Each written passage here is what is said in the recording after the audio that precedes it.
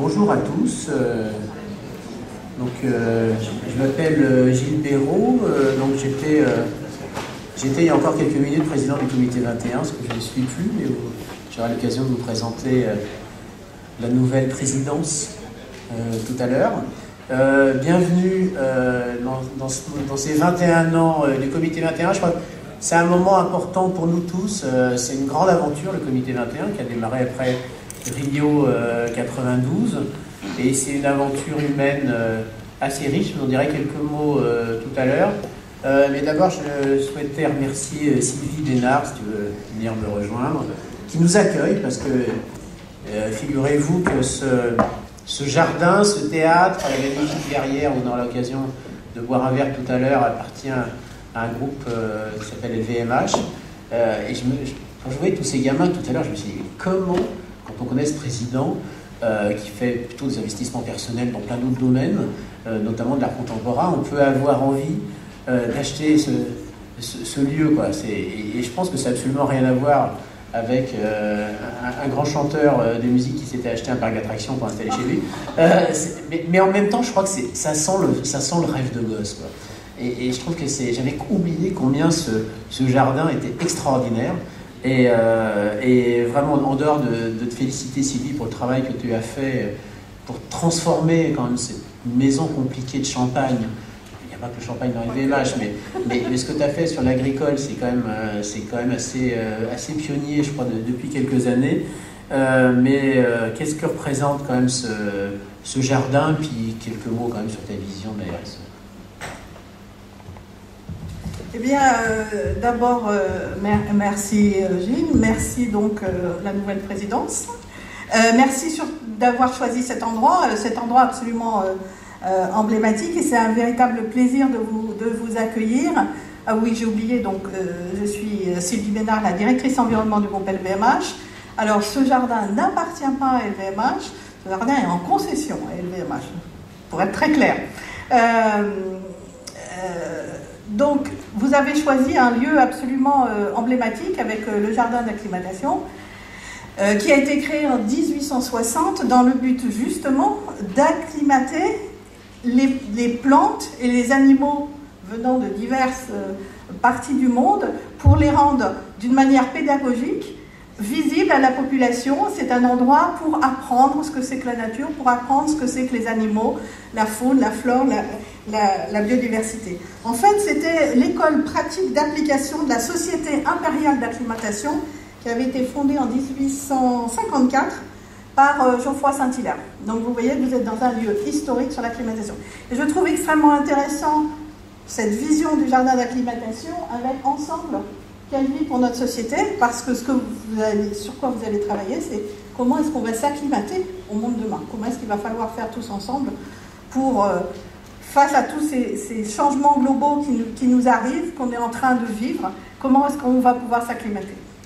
Alors, à la fois dans son fonctionnement, ce jardin veut être un exemple de développement durable, de la manière dont il fonctionne, mais aussi de la manière dont il est pédagogique. Merci d'avoir dit que c'était un lieu merveilleux. Si tu te promènes, tu vas voir, alors tu as encore une âme d'enfant, donc j'espère. Donc je pense que tout ce qui est fait pour expliquer aux enfants, à la fois via la ferme, ce que c'est que les différents animaux domestiques, voir le rucher où vous avez plus de 400 000 abeilles, voir les nouveaux parcours pédagogiques qui ont été mis en place, vous allez voir que tout le travail, c'est d'expliquer aux enfants c'est quoi le changement climatique, c'est quoi la biodiversité, l'intérêt d'avoir une nourriture locale, de saison, qu'est-ce que c'est que la permaculture, la question d'eau, tous ces enjeux qu'ils vont avoir à prendre en compte dans leur vie de demain. Et tous ces enjeux-là, c'est totalement cohérent avec le programme environnement de LVMH. Alors, 1992, c'est une excellente année, hein, vous savez que plein de choses se sont passées, dont évidemment le sommet de la Terre, mais aussi la création j'ai eu le plaisir de créer la direction environnement du groupe LVMH en 1992, justement en revenant de Rio, parce que voilà, c'était clair que le sujet maintenant sur lequel il fallait travailler, c'était l'environnement. Et donc nous avons maintenant notre programme qui s'appelle LIFE, LVMH Indicators for the Environment, et qui reprend tous ces sujets qui sont un peu présentés de manière pédagogique dans ce jardin d'acclimatation.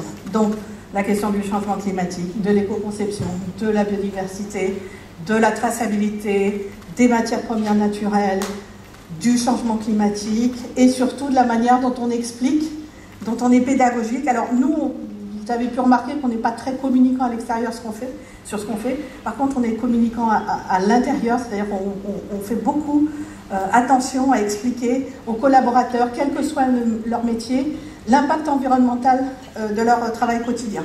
Et en fait, qu'on soit un directeur financier, un directeur marketing, qu'on soit à la holding, que ce soit dans une maison du groupe, tout notre travail à la direction environnement, c'est d'expliquer les enjeux de ce métier et de manière à changer les comportements. Et vous savez que changer les comportements, ça demande un certain temps.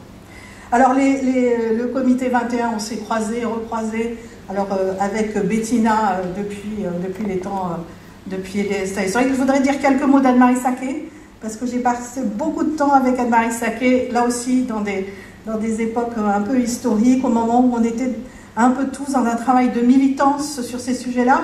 Ça fait plaisir de voir aujourd'hui comment le sujet est perçu par les entreprises. Bon, il y a 20 ans, il fallait se battre, et on n'était encore pas très nombreux à se battre, et donc on se serrait à l'écoute. Donc encore une fois, merci beaucoup d'avoir choisi le jardin d'acclimatation, et bons travaux pour nous acclimater au monde de Paris.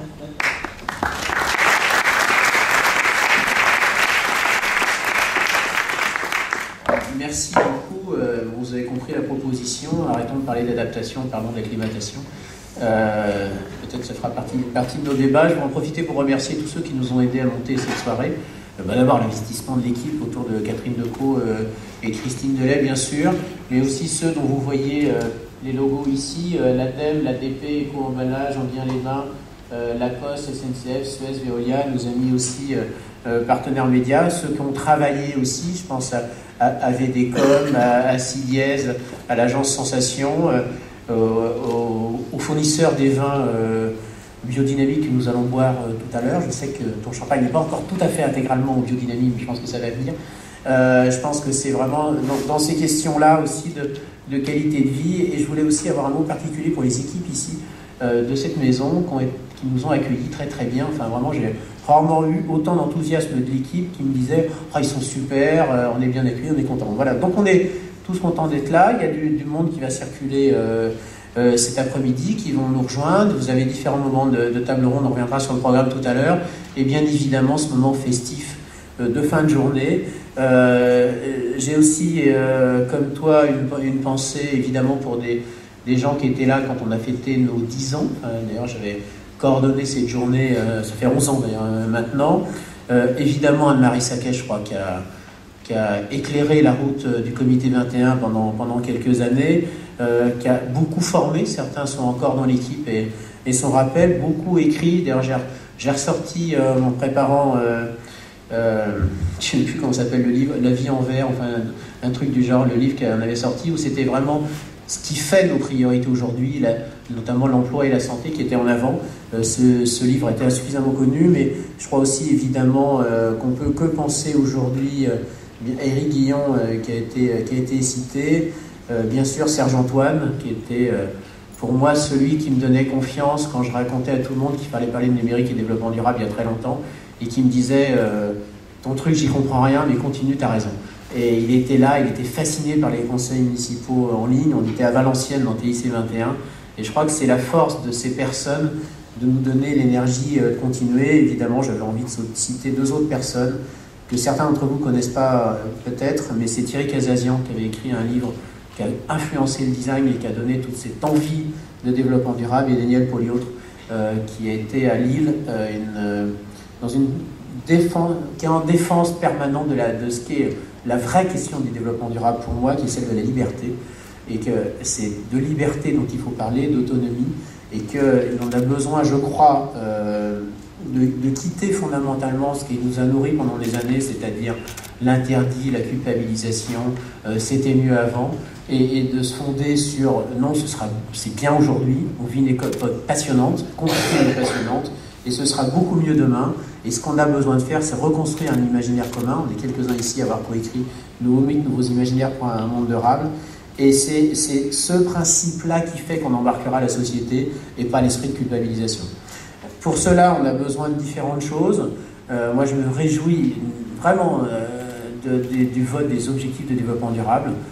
C'est né à Rio +20. Il y a eu un temps de négociation. Il y a une décision unanime des Nations Unies, peut-être aussi importante que la COP21. Évidemment, en France, on a un focus climat. Mais les ODD sont extrêmement importants. Maintenant, ça nous oblige à nous aussi, Comité 21, à repenser la notion même d'agenda 21, la notion même de relation Nord-Sud, qui fondait quand même les objectifs de développement précédents. Et c'est un enjeu d'un nouveau projet de société, et surtout qu'assume pleinement ce que je crois on essaye de défendre ici, c'est-à-dire le plaisir de vivre, la qualité de vie, et que le développement durable, c'est pas vivre le moins mal possible, c'est vivre de toute façon le mieux possible, en prenant en compte évidemment ce qu'est notre patrimoine naturel, même si moi effectivement j'ai une vision dans cet aspect très anthropocène. Pour ça on a besoin de s'associer. Le Comité 21, c'est une association de loi 1901. Je suis ravi de voir Roland Quérol qui a beaucoup travaillé sur ces questions de liberté, laïcité et la loi 1901. Je me rappelle avoir eu un papier à écrire, il m'avait filé des bouquins que je ne vais toujours pas rendu d'ailleurs. Il faudrait que je les retrouve. Je crois mais cette loi a été inventée à la fin du 19e par Waldeck Rousseau, qui était un mec formidable, mais maintenant on est au siècle, au 21e siècle, il va falloir réinventer tout ça. Mais ce qui est très important, c'est qu'il y a deux dimensions évidemment dans l'association, c'est d'être au moins deux et d'avoir envie de faire un truc ensemble. Et je crois que c'est ça aussi que sert le Comité 21. Il y a une autre dimension que je voulais mettre en avant, c'est celle de la solidarité et de l'emploi. Il y a quelques temps, je croisais sur un trottoir Bernard Saincy, que certains connaissent peut-être, c'est quand même lui qui a amené le développement durable à l'époque à la CGT et qui a fait cette étude il y a très longtemps à l'échelle du développement durable, c'est-à-dire il y a 7-8 ans, disant que le développement durable créait plus d'emplois qu'il en supprimait. Et franchement, à la CGT, ce n'était pas le cas à l'époque, et maintenant, il est consultant, et je le croise sur un trottoir, il me dit qu'il irait. Et il était vraiment très content. Je lui dis, qu'est-ce qui t'arrive, comment ça se fait que tu es content, tout le monde fait la gueule. Et il me dit, je viens de créer mon premier emploi. Et je crois que c'est un élément extrêmement important qu'on doit tous savoir, même si il y a eu une entrée environnementale forte au Comité 21, c'est que chaque fois qu'on crée un emploi, on doit être très très content, et chacun d'entre nous, si on peut créer une heure d'emploi de quelqu'un, on pourra être très très content. Donc je crois qu'on a des vraies dimensions de solidarité et d'emploi qui sont, je crois, vraiment une grande priorité. Ça veut dire pour cela qu'il faut qu'on arrive à être beaucoup plus léger. Il faut qu'on voyage léger, se débarrasser. Moi, c'est cette phrase que j'aime bien sur la propriété. J'en ai fait un livre. On a besoin de se débarrasser de cette consommation compulsive de la fin du XXe siècle. Il faut s'alléger, quoi. Vraiment, arrêtons de vouloir des grandes voitures, des grandes maisons, etc. On est au siècle de la collaboration, et notre ami babylonien nous en parlera tout à l'heure, mais je crois que vivre libre, vivre bien, c'est vivre léger. Chaque fois qu'on veut être propriétaire, on attaque la planète et on attaque évidemment la liberté des autres. Je crois que pour cela, on a besoin d'assumer pleinement sa partie émotionnelle. C'est un moment particulier aujourd'hui parce que je viens de passer 6 ans à la présidence du Comité 21, dont c'est 2000 heures de bénévolat que j'ai passé pour monter ces solutions comme 21 en Grand Palais. Ça a été un moment de vie particulier, un moment aussi cher sur beaucoup de plans. Mes succès, cet enthousiasme qu'on a pu voir chez les mômes et les plus vieux. Enfin, il y avait ce moment du petit déjeuner le dimanche matin au Grand Palais où il y avait le président de Carrefour qui discutait avec des mômes, avec un militant environnemental, avec il y avait des animateurs du FNE, du WWF, etc. Et tout le monde discutait de la même chose, c'est comment on construit cet avenir et comment on invente cet avenir des 2 milliards de gamins qui sont nés dans ce siècle. 2 milliards, ils sont même plus de 2 milliards aujourd'hui, avoir moins de 15 ans. Et je crois que ça demande réellement aussi le fait d'assumer ses émotions, d'assumer qu'on n'est pas des machines sérieuses, fonctionnelles, mais que de toute façon, le quart de la solution, c'est l'enthousiasme. Pour ma part, mon engagement environnemental, c'est quand je vois les cormorans mazoutés, je suis breton, marin, etc. Pour d'autres, c'est plein d'autres choses. Voilà, donc Mandela, pour moi, enfin voilà. Donc chacun, on a des parts d'émotions. Il faut qu'on les utilise, qu'on les partage beaucoup plus. Je trouve qu'on est vraiment beaucoup plus raisonnable. Ça veut dire aussi qu'on est capable de s'écouter les uns les autres et qu'on a on a encore parfois dans l'environnement le réflexe de penser que quand quelqu'un pense pas comme nous, c'est pas bien.